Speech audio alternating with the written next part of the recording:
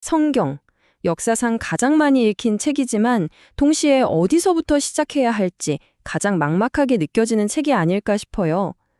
이런 고민 한 번쯤 해보셨죠?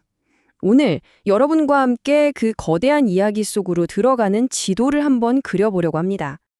와, 60 몇 권? 1500년이라니. 이 숫자들만 보면 진짜 거대한 도서관 앞에서 어디부터 가야 하지 하고 막막해지는 기분이 들죠? 하지만 걱정 마세요. 오늘 우리가 할 일이 바로 그 도서관의 안내 지도를 만드는 거니까요. 성경을 제대로 이해하는 첫걸음, 그리고 오늘 이야기의 가장 중요한 핵심, 바로 이거예요. 성경을 그냥 한 권의 두꺼운 책이 아니라 하나의 거대한 도서관이라고 생각하는 겁니다. 이 도서관 안에는요, 무려 66권의 책이 들어있어요.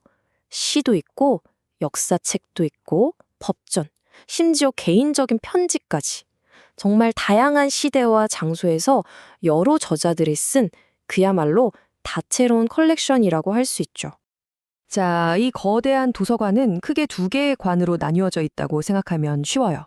먼저 39권이 있는 구약관. 여기는 예수님 이전에 아주 긴 역사를 다루고 있고요. 그리고 27권이 있는 신약관에서는 예수님의 이야기와 그 이후 시대를 만나볼 수 있습니다. 그런데 여기서 중요한 점, 이 66권의 책들이 그냥 제멋대로 흩어져 있는 게 아니라는 거예요. 이 모든 책을 하나로 꿰뚫는 마치 황금실처럼 반짝이는 아주 중요한 핵심 주제가 숨어 있거든요. 그 황금실의 정체가 뭐냐고요? 바로 언약입니다. 성경의 맨 첫 번째 책, 창세기를 펼치면 아주 오래전부터 하나님이 사람들과 특별한 약속, 그러니까 관계를 맺으려고 하셨다는 이야기가 나와요. 여기서 말하는 언약은요, 우리가 생각하는 일반적인 계약과는 조금 달라요. 이건 하나님과 사람들 사이에 아주 깊고 절대로 변하지 않을 관계에 대한 약속이거든요. 이게 바로 성경이라는 거대한 도서관 전체를 여는 일종의 마스터키라고 할 수 있습니다. 정말 놀라운 건요, 성경의 첫 책인 창세기에서 시작된 이 언약 이야기가 수천 년이라는 시간을 훌쩍 뛰어넘어서 맨 마지막 책인 요한계시록에서 그대로 이어진다는 거예요. 바로 이 부분에서 이 책들이 다 연결되어 있구나 하는 성경의 놀라운 통일성을 발견하게 되는 거죠. 자, 그럼 이제 도서관의 전체적인 구조랑 핵심 주제까지 파악했으니까 이제 각 서가에는 어떤 종류의 책들이 꽂혀 있는지 한번 구경해 볼까요? 장르별 투어 지금 바로 시작합니다. 구약관부터 가볼게요. 여긴 크게 4개의 서가로 나눌 수 있어요. 율법서는 이스라엘이라는 나라의 헌법 같은 거고요. 역사서는 그들의 흥망성쇠를 담은 뭐랄까 대하드라마 같죠. 시가서에서는 아름다운 시와 삶의 지혜를 얻을 수 있고 예언서를 통해서는 미래를 향한 하나님의 메시지를 살짝 엿볼 수 있습니다. 예를 들면 율법서 코너에서는 그 유명한 천지창조 이야기, 창세기를 만날 수 있고요. 역사서 코너에서는 땅을 정복해 나가는 영웅담, 여호수아서를 발견할 수 있죠. 시편에서는 정말 아름다운 노래들을, 이사야서에서는 미래를 향한 힘찬 외침을 들을 수 있어요. 장르마다 분위기가 정말 다르죠? 자, 이번엔 도서관의 반대편, 신약관으로 한번 넘어가 볼까요?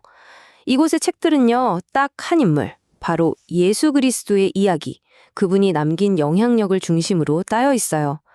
여기도 마찬가지로 복음서, 역사서, 서신서, 예언서 같은 독특한 장르들이 있습니다.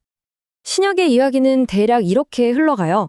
먼저 복음서에서 예수님의 삶을 4가지 다른 시선으로 만나보고요. 그 다음 사도행전이라는 역사서에서 그 가르침이 세상으로 어떻게 퍼져나갔는지 따라가 봅니다. 서신서들은 초기 교회 지도자들이 여러 교회와 개인에게 보낸 편지들을 모아놓은 거고요. 그리고 마지막 요한계시록이 이 모든 이야기의 대미를 장식하는 예언서인 거죠. 자, 이제 여러분 손에는 성경이라는 도서관의 지도가 들려있는 셈이에요. 그럼 이제 어떤 길을 따라서 이 흥미진진한 모험을 시작하면 좋을까요? 제가 몇 가지 실용적인 로드맵을 제안해 드릴게요. 물론 모두에게 딱 맞는 완벽한 길이라는 건 없어요. 제일 중요한 건 여러분의 호기심과 스타일에 맞는 나만의 길을 찾는 거죠. 가장 대표적인 2가지 길을 한번 비교해 볼게요. 첫 번째, 순서대로 읽기. 이건 그냥 창세기부터 요한계시록까지 쭉 따라가는 거라 길 잃을 염려는 없죠. 아주 안정적인 방법이에요. 하지만 가끔 율법서처럼 좀 험난한 산을 만나면 지칠 수도 있어요. 반면에 연대순으로 읽기는 역사의 흐름을 따라가니까 훨씬 더 흥미진진할 수 있어요. 하지만 책의 이쪽 저쪽을 막 넘나들어야 해서 약간의 수고가 필요하죠. 매일 똑같은 음식만 먹으면 질리잖아요. 독서도 그럴 수 있어요. 그래서 이런 방법도 있습니다. 마치 요일별로 다른 코스 요리를 즐기는 것처럼 매일 다른 장르를 맛보는 거예요. 월요일에는 역사 이야기를 읽고, 수요일에는 시를 음미하고, 주말에는 예수님 이야기를 만나는 거죠. 와, 이렇게 하면 정말 지루할 틈 없이 성경의 다채로운 매력을 마음껏 즐길 수 있겠죠? 자, 이제 정말로 여러분의 여정을 시작할 시간입니다. 떠나기 전에 오늘 우리가 가방에 챙긴 3가지 핵심 도구 다시 한 번만 확인해 볼까요? 오늘 우리가 함께 나눈 이야기에서 딱 3가지만 기억하시면 돼요. 첫째, 성경은 한 권의 책이 아니라 도서관이다. 둘째, 그 안에서 언약이라는 황금실을 따라가라. 그리고 가장 중요한 셋째, 망설이지 말고 나만의 계획을 세워서 바로 오늘 첫 페이지를 펼치는 겁니다. 이거 하나만 기억해 주세요. 성경 읽기의 목표는 단순히 끝까지 다 읽는 완독이 아니에요.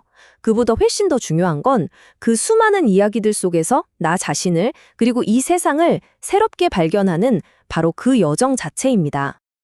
자, 이제 이 거대한 도서관의 문이 여러분을 향해 활짝 열렸습니다.